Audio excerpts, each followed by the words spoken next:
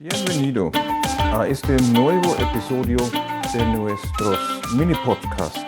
Esta vez trataremos el tema el juicio final, una imagen de horror o de esperanza.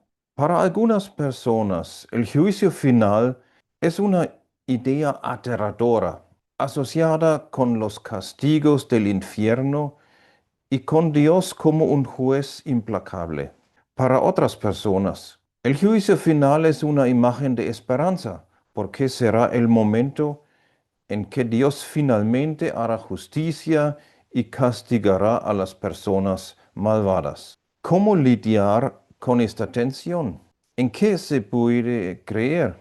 En primer lugar, tenemos que reconocer que a menudo la idea del juicio final ha sido terriblemente mal utilizada a lo largo de la historia del cristianismo, inclusive en la actualidad. Esta idea ha servido para intimidar a las personas y sembrar el miedo y el terror. Fue precisamente la Iglesia la que introdujo el miedo al juicio final para que el pueblo dependiera de sus ofertas de salvación, los sacramentos, las indulgencias y de la moral eclesiástica. También en la educación de los niños se solía amenazar con el juicio de Dios y se les infundía miedo para mantenerlos sumisos y obedientes. Pero lo peor era cuando se utilizaba el juicio de Dios para exterminar a herejes e infieles. De este modo, el juicio también legitimaba la violencia política y militar en nombre de Dios. Por esa razón, en la actualidad resulta muy difícil hablar del juicio final sin que resuene en nuestra mente esta larga historia de abusos. Entonces, cabe preguntarnos por qué, a pesar de todo, la expectativa del juicio final es una parte indispensable de la fe cristiana. Echemos un vistazo a la Biblia. La idea del juicio final aparece en la Biblia en dos horizontes interpretativos. El primer horizonte es la expectativa apocalíptica del fin del mundo actual, con todas sus estructuras injustas y la creación de un mundo nuevo y un cielo nuevo llenos de paz y justicia.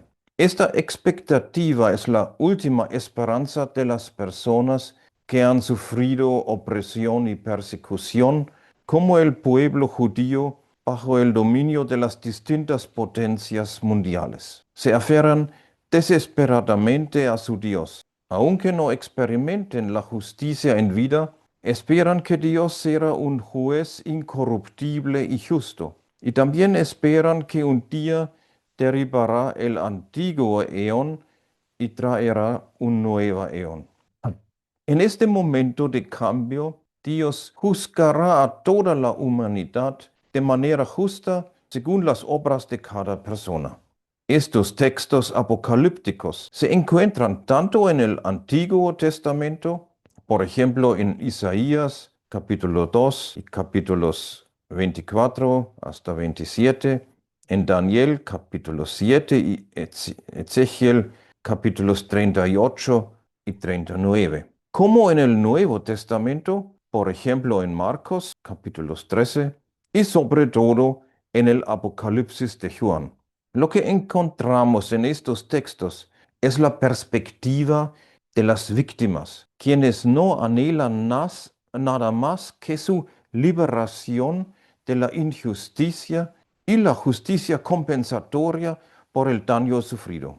Esto es absolutamente comprensible y totalmente legítimo. Sin embargo, todavía queda pendiente la pregunta de cómo encaja este juicio que aniquila a los malvados con la muerte de Jesús en la cruz, donde una de sus últimas palabras fue: Padre, perdónalos porque no saben lo que hacen.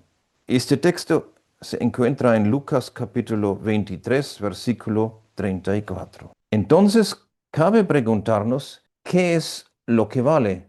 ¿Perdón para los culpables o su castigo eterno en el infierno? El segundo horizonte interpretativo que encontramos en la Biblia es la llamada escatología cristológica. Según esta perspectiva, el futuro de cada persona y de toda la humanidad se considera a la luz de la cruz y la resurrección de Jesús. Esto lo encontramos en el gran discurso de Jesús sobre el juicio final en el Evangelio de Mateo, capítulo 25. Ahí el juicio se decide en primer lugar por lo que se ha hecho al prójimo, ya sea bueno o malo, por ejemplo, dar de comer al hambriento, acoger al extranjero, visitar al enfermo y otras similares. Jesús refiere estas acciones a sí mismo. Él dice, les aseguro que todo lo que hicieron por uno de mis hermanos y hermanas, aun por el que más pequeño, lo hicieron por mí. Esto significa que existe una responsabilidad última por lo que hemos hecho u omitido. Todos comparezcamos ante el tribunal de Cristo, escribe Pablo en la segunda carta a los Corintios, capítulo 5, versículo 10. La responsabilidad solo existe si hay una instancia última en la que hay que rendir cuentas. Quienes creen que sus actos serán revelados en el juicio final deciden con su conciencia en este mundo sobre sus acciones. En este sentido, la idea del juicio final ya nos ayuda a vivir moralmente bien. Pero, ¿qué hay de la condenación de la que habla Jesús? Si Jesucristo es el juez, entonces el juez y la víctima en la cruz son exactamente la misma persona.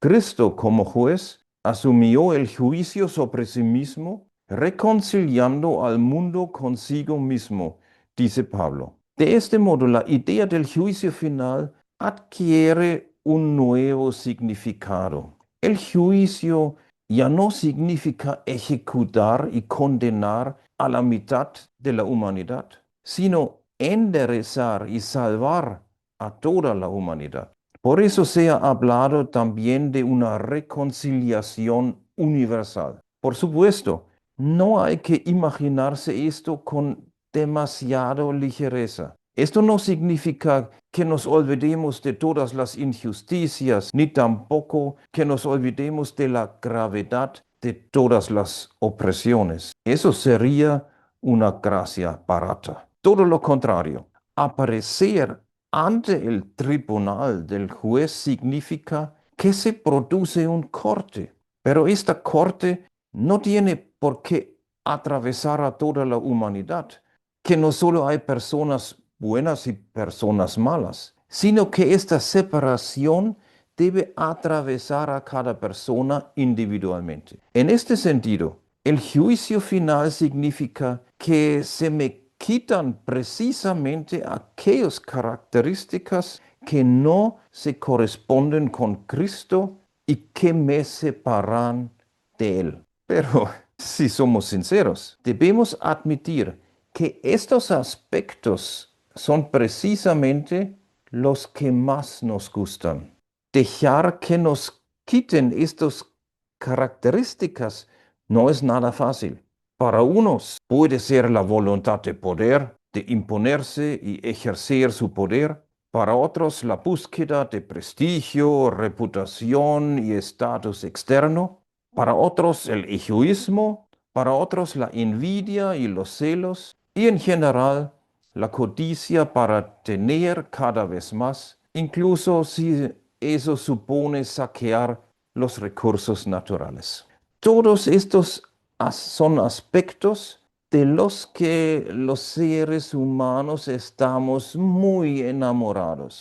El juicio final significa que debemos rendir cuentas por ellos. y que luego nos serán quitados para enderezarnos. Es un corte doloroso, precisamente un juicio, pero se trata de un juicio que tiene un objetivo positivo.